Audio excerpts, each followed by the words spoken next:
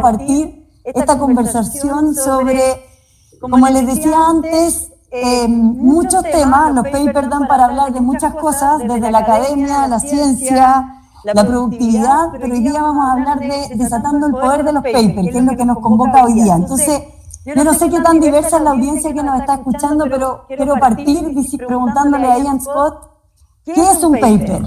¿Qué es un paper? ¿Para qué sirve? ¿Por qué hoy día estamos tres grandes amantes de la ciencia sentados acá hablando del poder que tienen este producto? Entonces, Ian.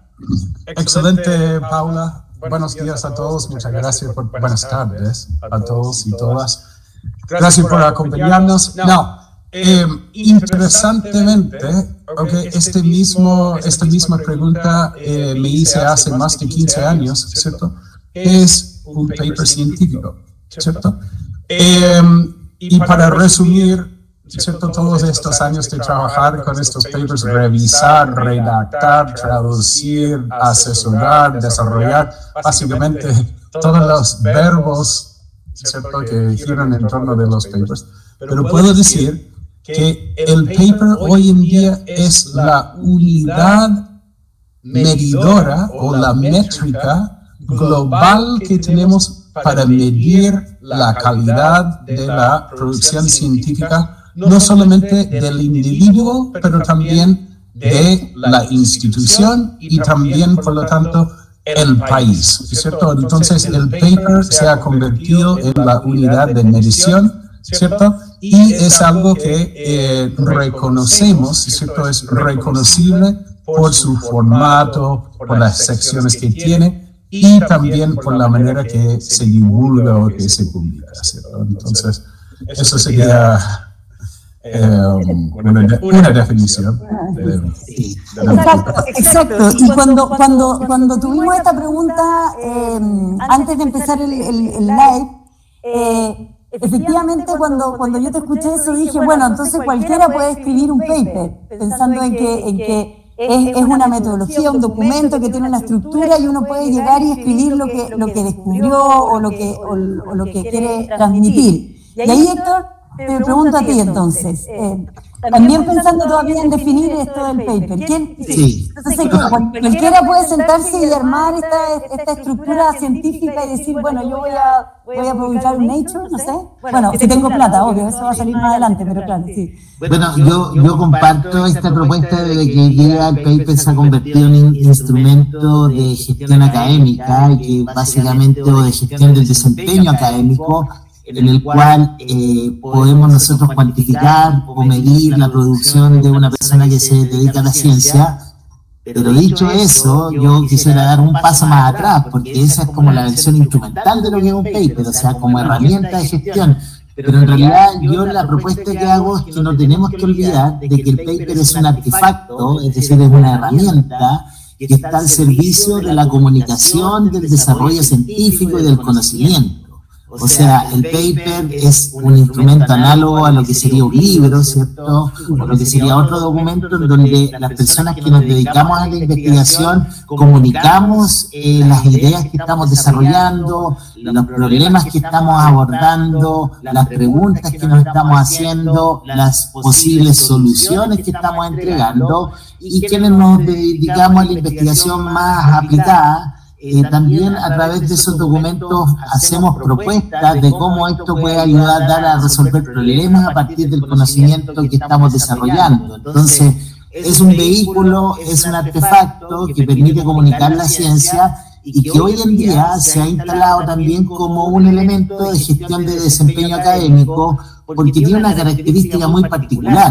Es un elemento concretamente medible, es un elemento que se acerca mucho a un indicador objetivo, y en qué medida las personas que se dedican a la investigación dentro de las universidades están o no investigando y produciendo científicamente. Entonces, yo haría como una convergencia, una intersección entre ambos elementos. Es un vehículo que nos permite comunicar ciencia, pero al mismo tiempo que nos permite hacer gestión académica o gestión de desempeño académico en las universidades. Claro, y ahí hay dos puntos que es un poco que los quiero separar en la discusión, que es uno, claro, efectivamente el paper, quiero partir más atrás, como la investigación científica es algo súper intangible, el generar conocimiento, bien intangible, y al final el paper es la herramienta que se ha creado para que ese conocimiento pueda ser abierto, sea democrático. Lo hablábamos también cuando estábamos preparando este live, un poco de que si bien el paper puede tener muchos defectos, pero al final es una buena herramienta para democratizar un poco ese conocimiento. Y ahí, no sé, quizás ahí, ¿qué piensas un poco tú de eso? Porque ahí quiero entrar en el tema como de debate, que efectivamente es una herramienta para democratizar ese conocimiento, pero es una herramienta que hoy día sabemos que es costosa, que es competitiva, que tiene incentivos buenos y malos, porque a veces uno publica por publicar, y ahí voy a ir después, Héctor, a la segunda parte de tu análisis, pero quizás quiero un poco irme al acceso de información a través del paper, un poco eso. Yeah, sure. Mira, la gente me conoce por ser un poco polémico, entonces voy a cumplir con esa visión, ¿cierto? Del gritito, y voy a decir algo un poco polémico para contestar la pregunta, para empezar a contestar la pregunta.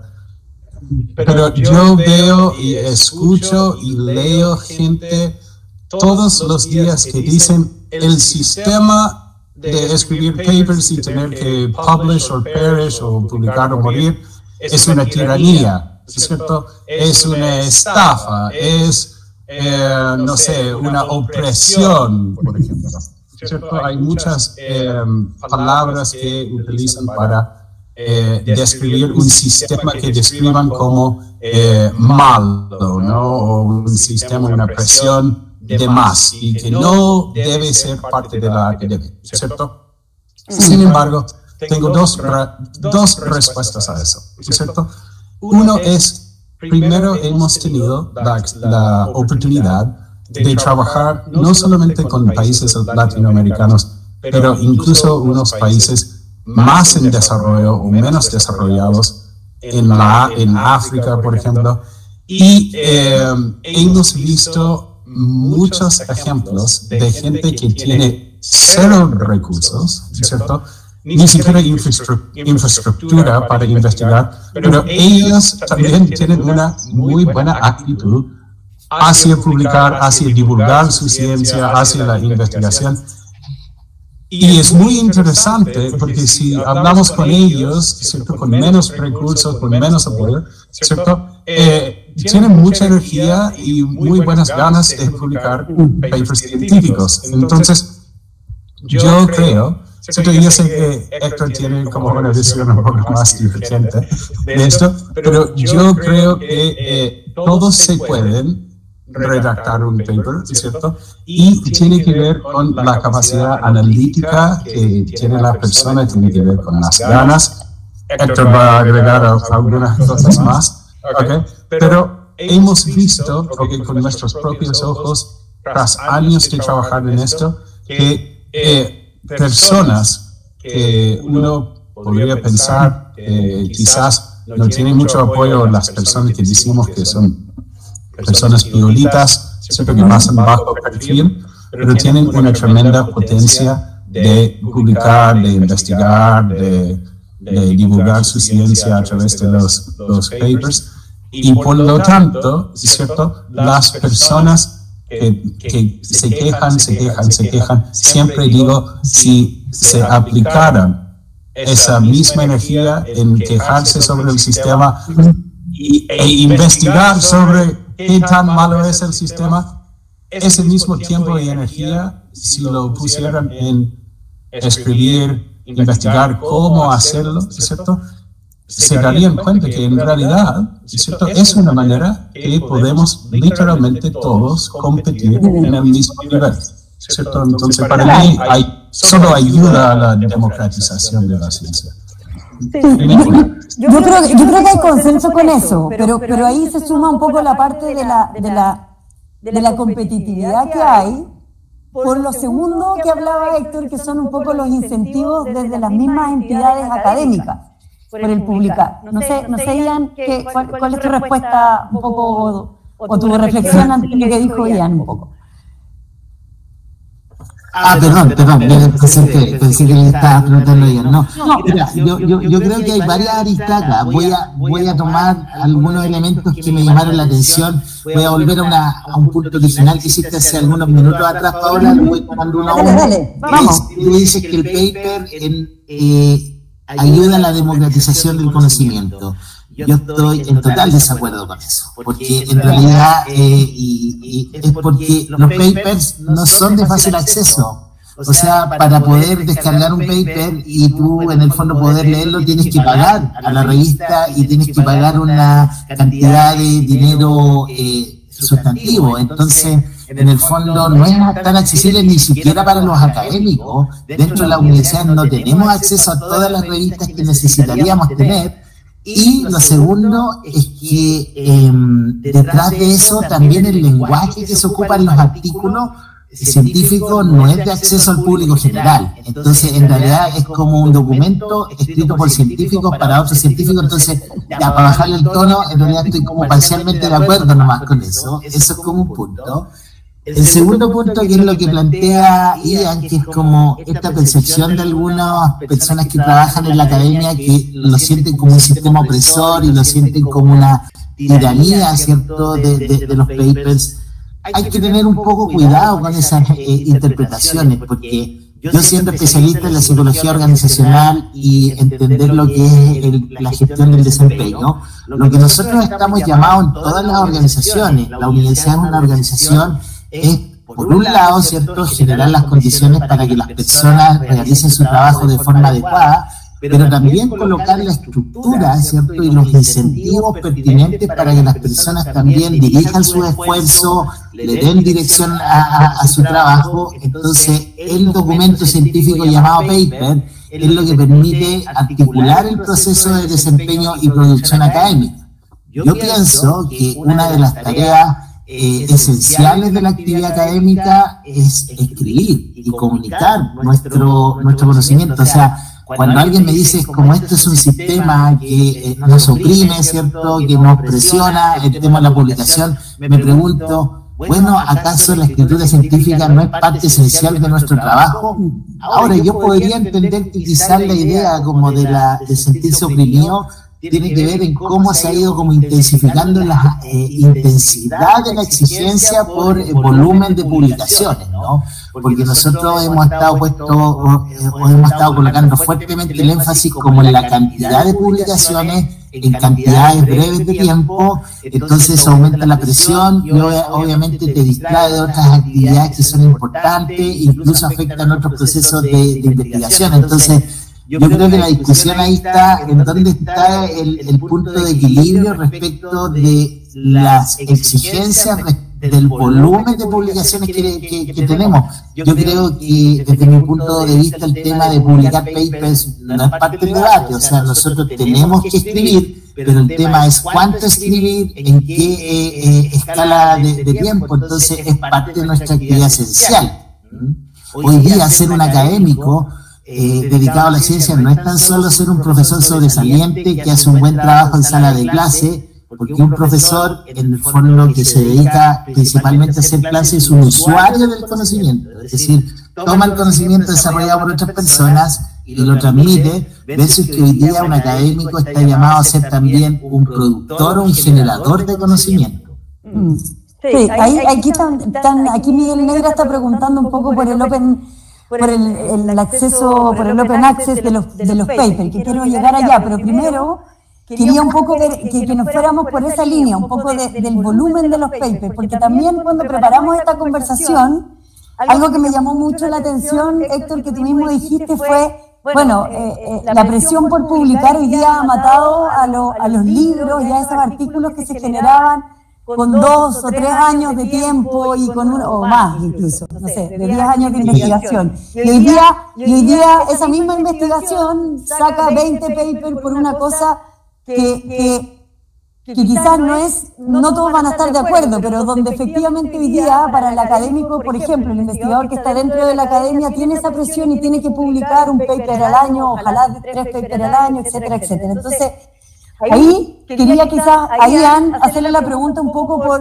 porque como tú miras muchos papers, tú también, aparte de ser investigador, también apoyas a muchas entidades académicas, sobre todo de investigación, en cómo mejorar un poco la publicación de su artículo. Quería un poco ver eso, cómo tú has visto, porque esta presión quizás ha hecho hoy día que la gente muchas veces publique por publicar, se adelanta quizás a cosas, no sé. Y ahí quizás sumarlo un poco por eso, porque al final este activo que es el paper está tomando un valor donde en un año, si yo no tengo un paper, quizás no puedo acceder a fondos. Entonces quizás un poco quisiera que nos contara un poco tu experiencia de todo lo que ves, sin decir nombres, qué entidades ahí, todo en el anonimato, pero de la experiencia. Bueno, pensando en la Adolfo Ibáñez. No vamos a Adolfo como caso de estudio.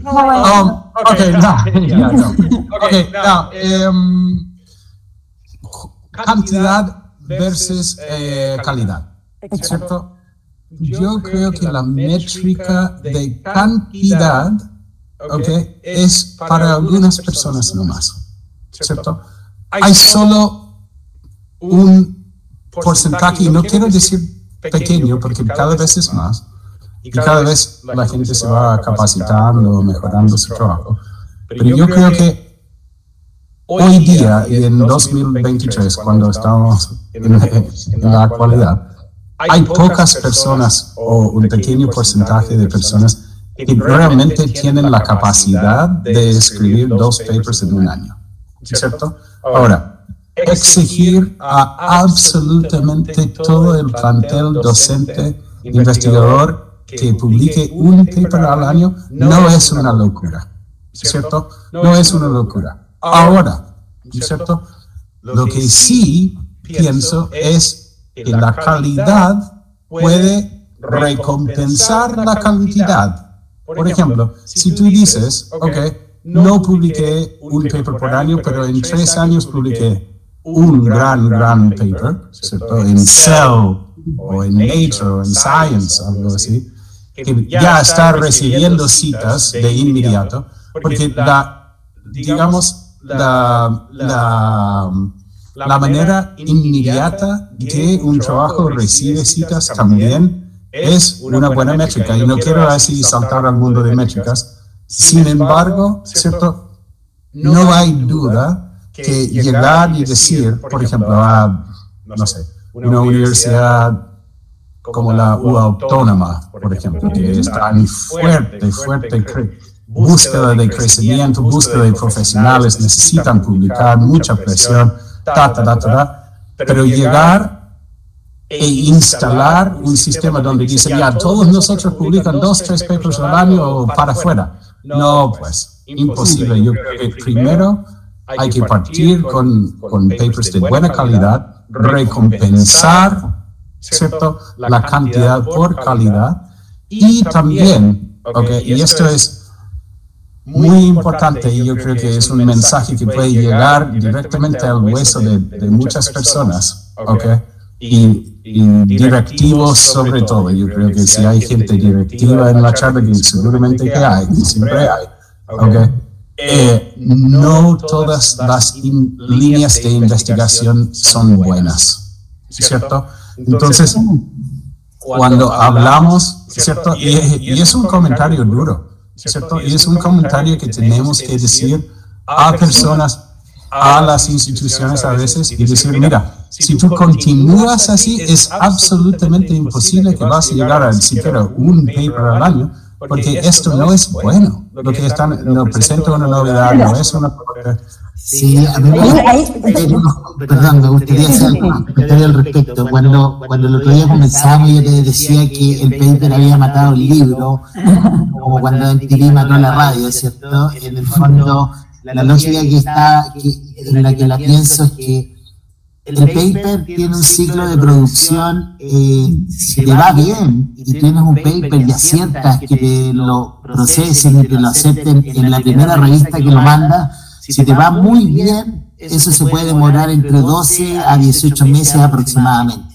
Ahora, un paper ya como más denso, de calidad más profunda, que está aspirando una gran revista, se puede demorar 3 años. Estamos hablando de esa escala de tiempo. Ahora, cuando digo, ese paper mató al libro, es que cuando los académicos escribían libros, el libro era el resultado de una obra de 10, 15 o 20 años de reflexión profunda respecto de un tema. Entonces, donde tú hacías una propuesta, un modelo de una teoría que ayudaba comprensivamente a abordar un problema. Entonces, nosotros ya desde hace varias décadas, al menos en el campo de la psicología en general y la organizacional en particular, no tenemos grandes teorías porque la gente ya no está pensando en esas escalas de tiempo. Entonces, si nosotros renunciamos a eso, la pregunta es como hoy día, ¿cómo hacemos que los papers realmente hagan una contribución importante a la ciencia? Porque si estamos en un proceso acelerado de apuntar al volumen, lo que estamos haciendo probablemente es construir papers con una contribución muy incremental, pequeña, ¿no? Con una pequeña vuelta de tuerca y no estamos haciendo como una gran contribución. La pregunta ahí, entonces, la que viene a continuación es, bueno, ¿qué es una contribución sustantiva o qué es lo que es calidad? Cuando decimos como paper de calidad. Y en ese sentido, un paper de calidad es un paper que está resolviendo un problema sustantivo dentro de la literatura. Entonces, yo veo aquí dos dificultades. Hay una dificultad que hay que descartarla rápidamente, que hay investigadores chilenos que dicen yo estoy haciendo una contribución porque estoy trayendo un modelo, una forma de entendimiento para aplicarlo a la realidad chilena. Eso en el desarrollo de la ciencia internacional no cuenta. O sea, se puede que sea un aporte muy concreto a la realidad chilena, pero eso no es parte del debate internacional. Entonces, eso hay que descartarlo. Y el segundo problema es decir, estoy llenando un gap en la literatura, es decir, hay un vacío, algo que no se ha estudiado, y la verdad es que tampoco, porque que algo no se haya estudiado puede ser porque es irrelevante, porque hay muchos estudios que no han mostrado nada. Entonces, ¿la alternativa cuál es? A mí me gusta mucho la propuesta de decir que una investigación que se refleja en un paper es aquella que está ayudando a resolver un desacuerdo respecto de lo que entendemos del problema que estamos investigando, es decir, hay contradicciones dentro de la disciplina, hay puntos encontrados, entonces un buen paper viene como a decir, mira, podemos resolver estas contradicciones con distintos puntos de vista a partir de esta aproximación. O la segunda alternativa es cambiar el consenso, es decir, estamos de acuerdo respecto de que hemos estado de acuerdo por mucho tiempo que así se aborda el problema, que así se soluciona, pero yo logro demostrarle que estábamos equivocados, o que en realidad tenemos un camino alternativo. Entonces, cuando tú vas a las grandes revistas, la pregunta inmediata que te hace un editor es decir, oye, ¿cuál es la contribución del paper? Y si tu contribución es sustantiva o no, y aplicarlo a tu país, no, llenar un gap tampoco. ¿Cómo estáis ayudando a la discusión más grande del debate científico? Y eso es una tarea compleja.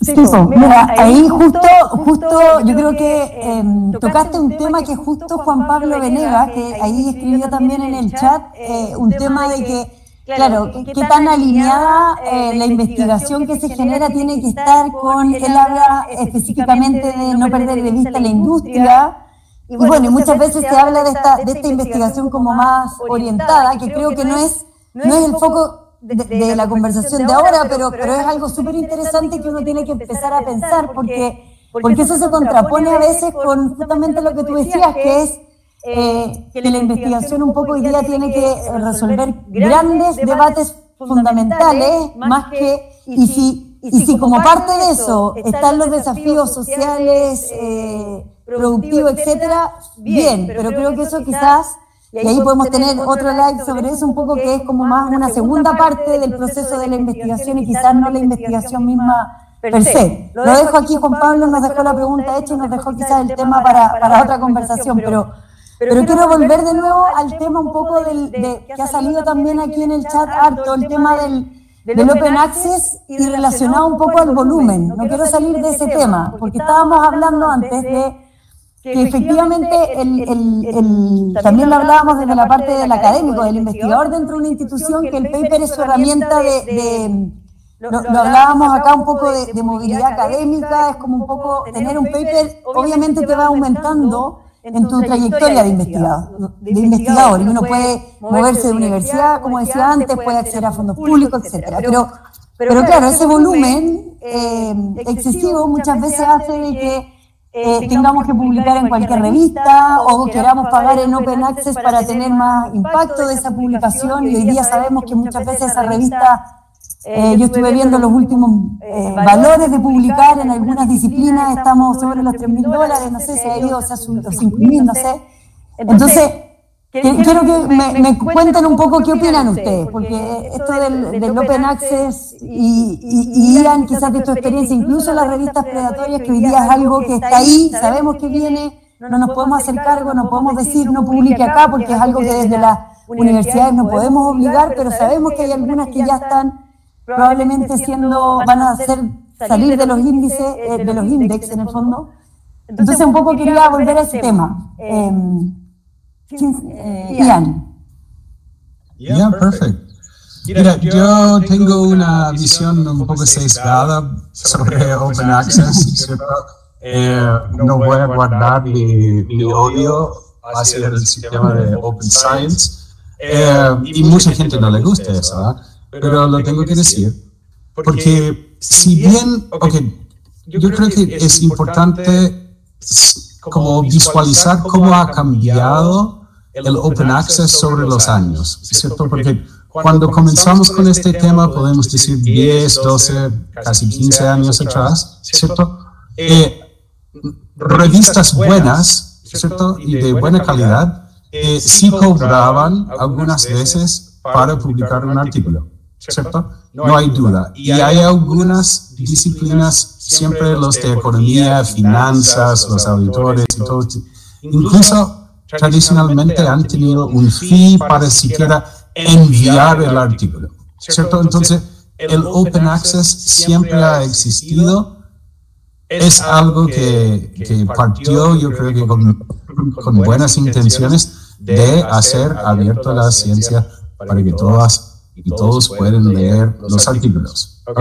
Entonces, partió como casi como todo en el mundo, partió como buena intención, quizás una buena idea, y también en algunas instancias como sello de calidad de una revista, ¿cierto? Es decir, esta revista es tan buena, si acepta mi trabajo, me va a cobrar, ¿ok?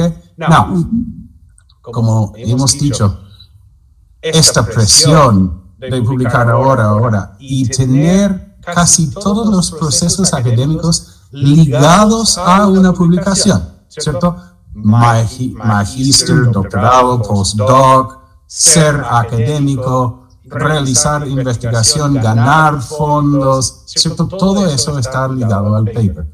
Entonces, no es sorprendente que aparezcan distintos editoriales como los MDPI o modelos de negocio, porque si ustedes se dan cuenta, muchos más editoriales clásicos, por ejemplo, y esto, como que tengo muchos sentimientos encontrados con esto, pero incluso, incluso el IEEE ahora tiene un mega journal que es IEEE Open, y los ingenieros saben de lo que estoy hablando, y si no saben, probablemente quieren saber, porque este modelo de, vamos a cobrar $3,000, $2,500 francos suizos, y ya no es un debate, ¿cierto? Antes decían, no, pero tú no puedes decir si la revisión de pares es de menos calidad, o si, ¿cierto? Pero ahora, y con toda la experiencia que tenemos nosotros en revisar comentarios de revisores de los papers rechazados de los clientes, sabemos con 100% certeza que si tú envías tu paper a Sustainability por ejemplo, de MDTI, aunque eras de psicología organizacional, ¿cierto? Tú puedes enviar un paper a Sustainability, te van a pasar a revisión de pares y es muy poco probable que te van a rechazar el paper después de los comentarios y es absolutamente imposible, a menos que sea un paper terrible, ¿cierto? Que te lo rechacen de frente. Y si tú comparas, ¿cierto?, tasas de aceptación de revistas de calidad tradicionales en tu disciplina, cuáles son los tiempos de respuesta, como decía Héctor, en un buen journal tradicional, ¿cierto?, Impact Factor alto, uno, estás pensando en un año, ¿cierto?, un año, 18 meses, o sea, como mínimo, ¿cierto? Ahora, si estamos hablando de LDTI, Sustainability y todo eso, estamos hablando de 10 días. Okay. Entonces, tú dices, bueno, hay gente que defiende el sistema y dicen, bueno, ellos cobran porque tienen que tener revisores y para gestionar esto todo rápido, por eso. Pero si publican 24 ediciones, como, esto es la revista que le bajaron de la indexación, ¿cierto? El International Journal of Environmental and Public Health, el famoso IJERF, que yo creo que la mitad de Chile publicó en esa revista y 97% de Perú, ¿cierto? 24 ediciones al año, 2 mensual con más de 400 artículos por edición. Y si tú, ¿cierto?, multiplicas por $3,000 cada uno, o sea, me vas a decir que toda esa plata va para cubrir revisores y ediciones. You're crazy. You're absolutely crazy. Yo creo que lo que hay que considerar acá es que hay distintos modelos de negocio detrás de lo que es la industria de la publicación. Y hay que tener cuidado con los juicios de valor, porque esto no es necesariamente algo pernicioso, sino que cuando hablo de industria de la publicación, nosotros necesitamos una estructura editorial que pueda tomar nuestras investigaciones, que pueda hacer posible la revisión de pares y el proceso editorial, que una vez que un paper esté aceptado, ¿cierto?, pueda pasar a la parte de producción, edición, y posteriormente que tenga que estar accesible y distribuirlo a la comunidad. Y todo eso tiene un costo, hay un costo operacional detrás de eso que es indudable. El modelo tradicional de negocio es que tú como autor, tú no pagas por la publicación de tu paper, sino que en el fondo esos costos los asume la misma editorial a partir de los fees que les cobran las universidades por tener acceso a la revista. Ese es un modelo tradicional. Luego tuvimos un modelo intermedio que te dice como, oye, tú te aceptamos el paper, no te cobramos nada, pero quieres que sea open access, y en el fondo es como si tú quieres que dentro de esta misma revista, que es muy prestigiosa en todo, quieres que sea open access. Y para que la gente lo sepa, yo acabo de publicar un paper hace 15 días atrás, me ofrecen la posibilidad de que sea open access, pero me cobran $4,000. $4,000 que no tengo para abrirlo. Hay equipos de investigación que lo tienen, hay otros no, pero la gran mayoría no tiene esos recursos. Ese es un segundo modelo de negocio.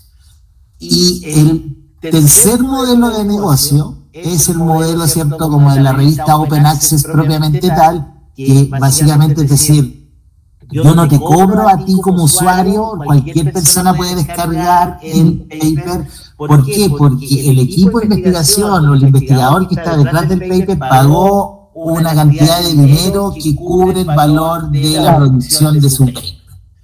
Perfecto, en esa inspiración anda súper bien, yo no tengo ningún problema. Pero obviamente lo que se empezó a cuestionar, no sé si obviamente, pero lo que se empezó a cuestionar es que te empezaste a dar cuenta de que hay revistas que te cobran open access, que tienen unos buenos estándares de calidad y no hay ningún problema, y eso está como asegurado, que hay un buen proceso de revisión de pares, que realmente hay un proceso en donde tú recibes la revisión, el proceso de revisión de un paper en una revista, cuando tú estás ese año y medio, 2 años, en el proceso de revisión, es un proceso de enriquecimiento de tu trabajo. O sea, tú estás siendo revisado por expertos en tu campo que te dicen, mira, está muy bien tu propuesta, sin embargo tienes estos puntos ciegos, se podría mejorar por esta otra línea. Muchas veces uno lo mandan a estudiar, te dicen en el fondo que omitiste esta parte de la literatura, tú lo podrías contribuir. El trabajo se empieza a enriquecer muchísimo en un buen proceso que toma esos 12, 18, 24 meses. Entonces, cuando tú me dices que de repente aparecen revistas de Open Access con este modelo de negocio detrás de que somos Open Access porque el investigador está pagando, pero que tú me dices que el proceso de revisión de pares se toma 10, 15 o 20 días, ¿de qué estamos hablando realmente del proceso editorial? O sea, detrás de eso, más que una industria de producción, tenemos una industria comercial respecto de capitalizar de esta necesidad, para algunos incluso desesperada, de poder publicar para mantenerse y seguir en sus carreras. Entonces, yo lo que veo ahí es que hay una correlación entre la presión de las instituciones universitarias por la cantidad, en donde hay organizaciones editoriales que identifican, oye, hay gente que necesita publicar harto y rápido.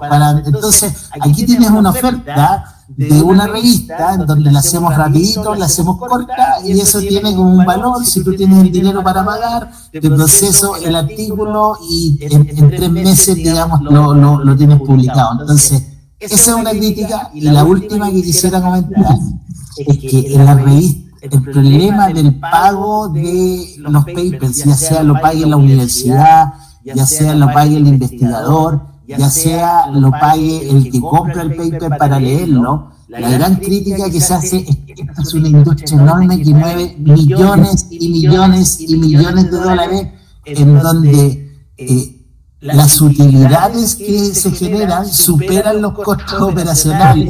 Y hay gente detrás de estas empresas editoriales que se está enriqueciendo muchísimo, y ojo, con una fuente de financiamiento estatal importante, porque gran parte de nuestros proyectos están financiados por los estados, y lo que la gente critica es que la plata del estado está pasando directamente a estas industrias individuales a través de investigación.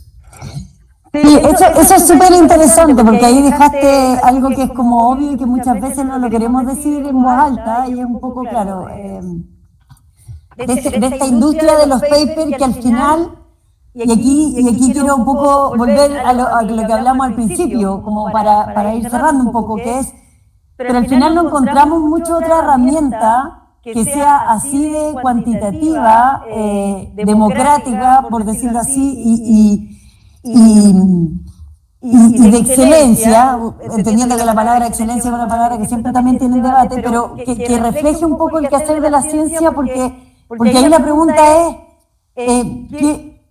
¿qué otra herramienta uno puede usar?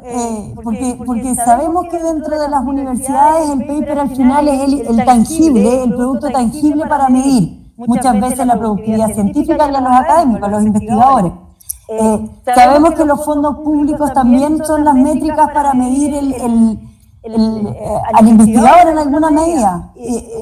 Y desafortunadamente siempre discutimos con que la investigación es mucho más que el paper. Está el proceso que tú hablabas antes, hay otros productos que te hacen hoy día ser un investigador de excelencia, pero claro, pero siempre caemos que en el fondo al final del día el paper tiene un valor para todos los temas que pusimos un poco en la charla, para impactar mentes, para generar ciertos recursos, para impulsar las carreras. Entonces, no sé, Héctor, sí, yo tengo algunas reflexiones al respecto. Yo creo que ciertamente el paper es un instrumento muy útil de gestión de desempeño científico.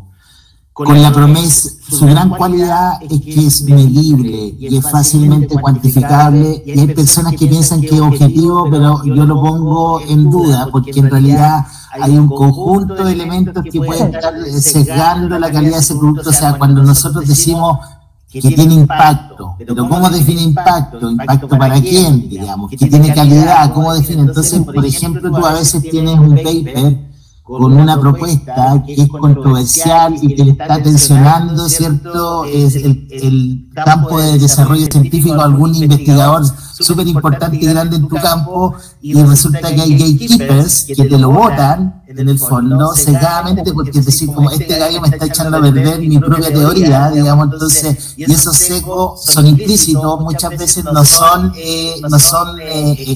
explícitos propiamente tal, pero hay sesgo en el proceso, hay sesgo de que hoy día, con la escasez de revisores que hay en las revistas, no sé si todos están enterados, pero ya está en el volumen de revistas que no hay suficientes revisores y tu paper termina cayendo en la mesa de alguien que no es especialista de tu tema, y a veces las revisiones son súper imprecisas. Entonces, si es objetivo tendría como precauciones, yo creo que hay que ponerlo como objetivo entre comillas. Entonces, dicho eso, en el fondo, para no ponernos distópicos y en el fondo como deprimirnos como con este análisis que estamos haciendo, yo creo que el paper efectivamente es un vehículo, un artefacto de valor para la gestión.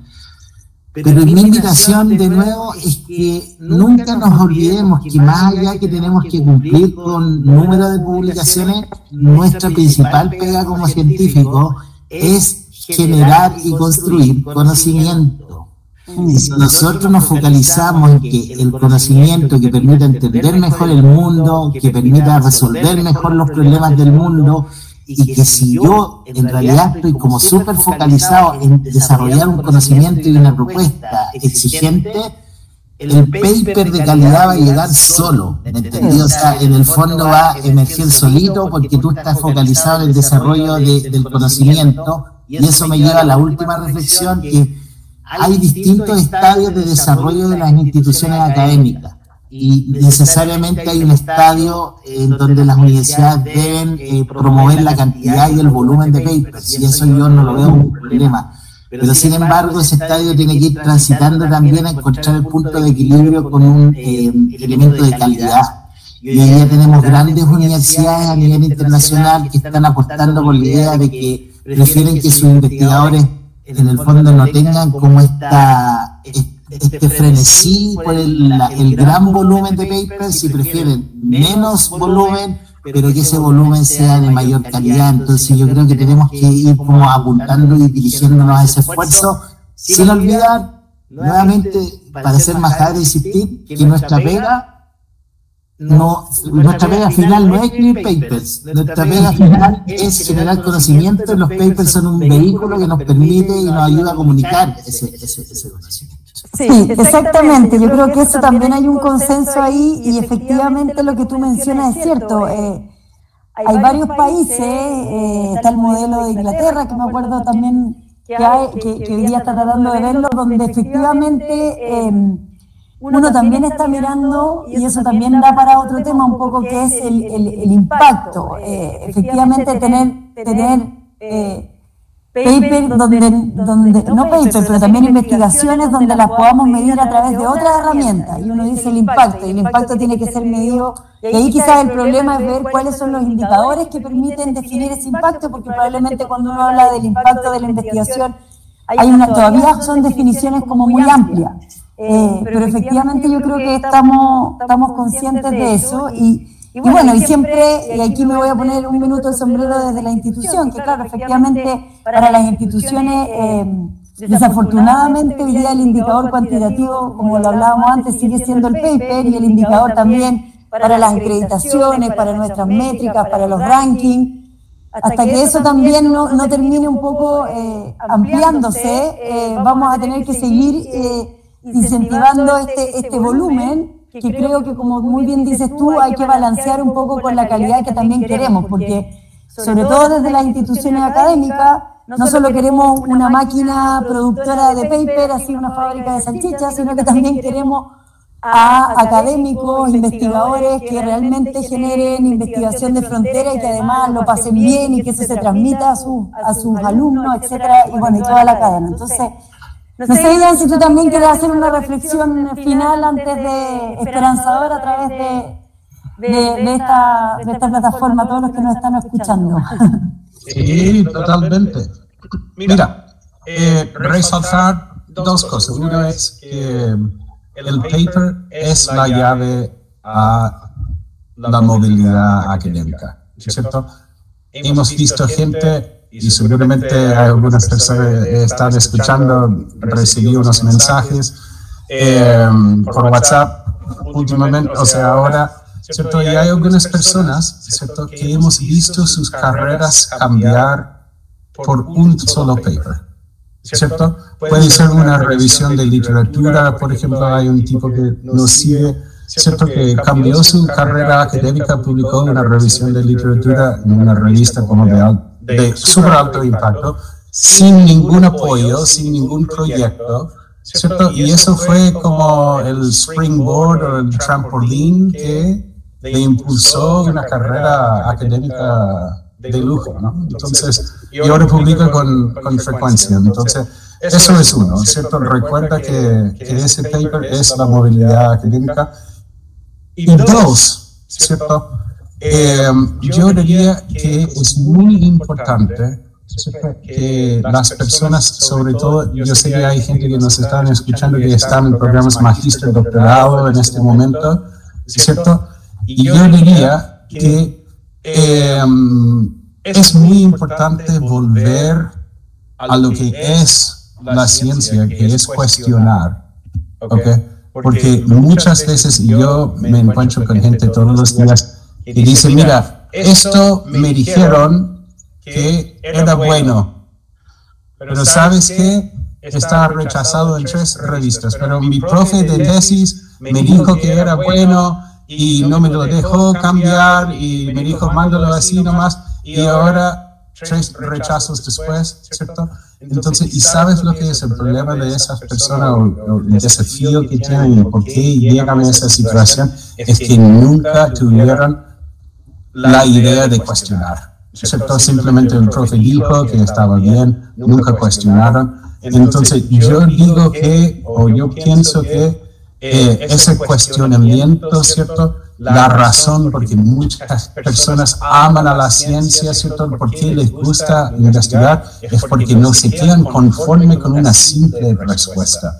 Entonces, si tú estás en una situación donde tú dices, mira, estoy trabado, no puedo, ¿cierto?, no puedo mover adelante, o tengo estos papers rechazados, o no sé si este tema es muy bueno, tienes que volver a ese estándar, ¿cierto? Step one, ¿cierto? Step one de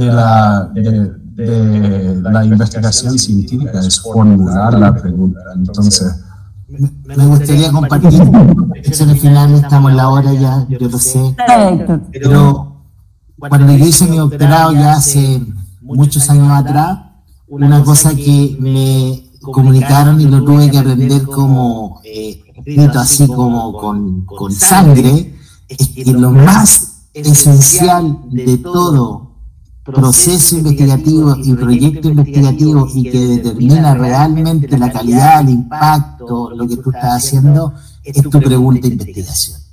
Y si tu pregunta y problema de investigación, ¿cierto?, originalmente está resolviendo algo sustantivo, eso al final del día se va a transformar en un súper buen paper. Y cuando decimos pregunta de investigación relevante, insisto en este elemento que yo les planteaba hace un rato. ¿Estamos generando consenso científico o estamos cambiando consenso científico respecto de cómo entendemos los problemas? Y la segunda reflexión, y esto puede sonar intuitivo para algunas personas, pero sabes que el mayor goce, al menos en mi experiencia, no está cuando te dicen tu paper está aceptado. El mayor goce es cuando estáis escribiendo el paper y te están revisando el paper, porque ahí estás como con todo el goce de que estás en el proceso de aprendizaje. Entonces, mi invitación es, por favor, no pensemos que el goce está al final. Puede que el proceso sea doloroso también, a nadie le gusta que lo rechacen, obviamente hay tensiones, hay angustias, pero también la escritura tiene mucha alegría. Y yo los invito a pensar como desde esa perspectiva al momento de enfrentarse con la página en blanco y decir como, aquí viene mi paper, ¿no? Sí, yo creo que ahí también tocaste un tema que es como lo que queremos quizás dejar como al final, que como resumiendo un poco, que el paper es una buena herramienta, tanto para la medición dentro de los sistemas académicos, es la que hay, y también para la productividad científica. Sabemos también que los papers pueden mejorarse, sabemos que hoy día existen herramientas, incluso algo que no hemos hablado acá, pero ChatGPT puede ayudar y es todo un debate ahí de cómo hay herramientas, exacto, Diane, eso ahí. Pero sabemos que hoy día se pueden mejorar los keywords, los abstracts, etcétera. Pero independiente de que todo eso exista y que incluso las entidades exijamos pedir esa productividad, ese volumen, creo que el mensaje final es que efectivamente esto tiene que ser el reflejo de una buena investigación. Y de una investigación, como dicen ustedes, que parte de una pregunta fundamental que realmente va a mover el piso, en la escala que sea, no necesariamente tiene que ser el próximo Nature o Science, pero en el fondo, pero sí va a mover el piso en la disciplina que está. Y quizás yo a eso le sumaría más, sobre todo, yo alguna vez también fui investigadora y es que además sea realmente lo que cada uno quiere investigar y quiere aportar un poco. Al final, los papers son reflejo del aporte que hacen las investigaciones al conocimiento global, puede ser aplicado o no, pero en el fondo yo creo que ese espíritu no se pierda, porque al final esta maquinaria de generar paper no puede comerse con la pasión que es asumo para cada uno que al final toma esto como su trayectoria profesional, que es ser investigador, crear, aportar, pasarlo bien, supongo.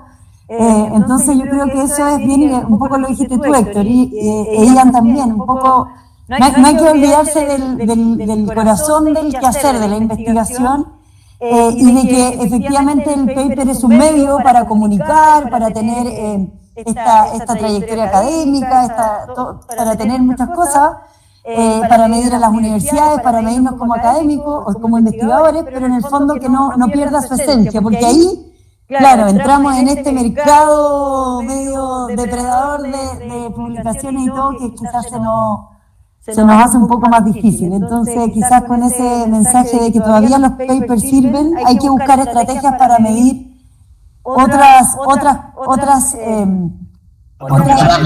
parámetros. Yo creo que eso sí, hay que hacerlo, y creo que ahí está en nosotros mismos como científicos, como instituciones, de poder presionar un poco.